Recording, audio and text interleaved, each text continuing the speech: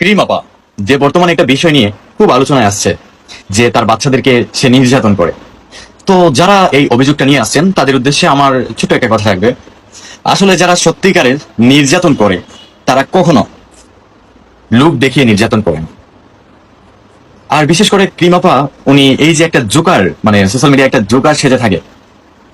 আপনারা হয়তো জানেন না এটা টাকার জন্য থাকে, কারণ ওনার লাইফের পিছনে 2020-22-এ বা 19-এ যখন ওনার কথাবার্তা শুনতাম তখন মনে হয়েছে যে উনি খুব অভাবী একজন মানুষ, খুব অভাবী। তো এখন ওনার পরিশ্রম মেধা দিয়ে ক্রিম বিক্রি করে লাইফে একটা জায়গায় চলে আসছে। ইভেন ওনার বাচ্চাদেরকে নিয়ে ভালো থাকতে পারতেছে। ভিডিওর মধ্যে ভাই এই ক্রিম আবার পিছিয়ে কেন যাইটা হইলো, উনি বাচ্চা নির্যাতন করে এই সোশ্যাল মিডিয়ার মধ্যে, মানে কি একটা বর্বরতা চলতেছে। খালি ক্রিম আপা না, অনেকে আছে। এই যে আমার 1.8 মিলিয়ন ফলোয়ার, আমাকে একটা মানে একটা বিড়ালও চিনে না রাস্তার। কারণ আমি কখনো আলোচনায় আসতে চাই না, অথচ যাদের 2 লাখ ফলোয়ার আছে, যারা মানুষকে নিয়ে মানে উল্টাপাল্টা মানে বিভিন্ন জিনিস, ভাই আমার বউ আছে, আমি আমার বউরে নিয়ে উল্টাপাল্টা অনেক ধরনের ভিডিও বানাইতে পারতাম আলোচনা আসার জন্য, কিন্তু করি না। এরকম অহরহ আছে ভাই। আপনারা এই ক্রিম আপার পিছিয়ে লাগতে গেলেন কেন? নাকি যাকে নরম পান তার পিছনে লাগতে পছন্দ করো?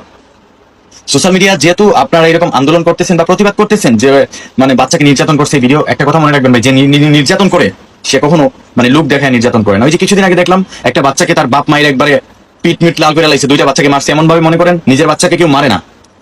তো ওইটার তো কোনো প্রতিবাদ দেখলাম না, শুধু একজন ভাই প্রতিবাদ করলো তার গ্রুপ নিয়ে, আদারওয়াইজ তার উপর কোনো মামলাটা আমরা সোশ্যাল মিডিয়ার কোনো কিছু বুঝলাম না। তো ভাই কি মানে ক্রিম আপার পিছিয়ে লাগিয়ে কি আপনারা ফ্রেম নিতে চান? আমার কাছে কিছু মনে হয় না। একজন মানুষ কইরা খাইতেছে, তাকে নিয়ে এত কথা বলার কোনো মানে হয় না। সে তার বাচ্চাকে ভালোবাসে, এটা হয়তো ভিডিওর মধ্যে একটু একটু একটু ফাইজলামি করে ভিউজের জন্য। আর সোশ্যাল মিডিয়াতে যারা কাজ করে তাদের একটু ভিউজের লোভ আছে, যত ভিউজ তত টাকা। তো এই জিনিসগুলো ঠিক না।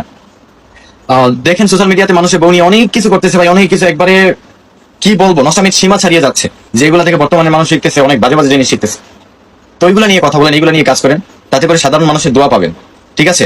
এই একটা নিরীহ মানুষ, তাকে বলতে পারেন যে সে মানসিক রোগী, কিন্তু না ভাই, মানসিক রোগী হলে সে একটা ক্রিমের কোম্পানিকে এত গ্রো করতে পারতো না, এত সুন্দর করে লাইফ চালাইতে পারতো না, এত একটা নর্মাল মানে একবারে মধ্যবিত্তকে এর নিচের জায়গা থেকে সে উঠে আসছে। আপনারা তার স্টোরি গাইডেন বুঝতে পারবেন। ঠিক আছে? আর আমার কথা ভুল হলে আমাকে মাফ করে দিন ভাই। আমি বলছি জাস্ট একটা মানুষের কথাবার্তা বা একটা মানুষকে মনে হয়েছে সেই রকম না। ধন্যবাদ।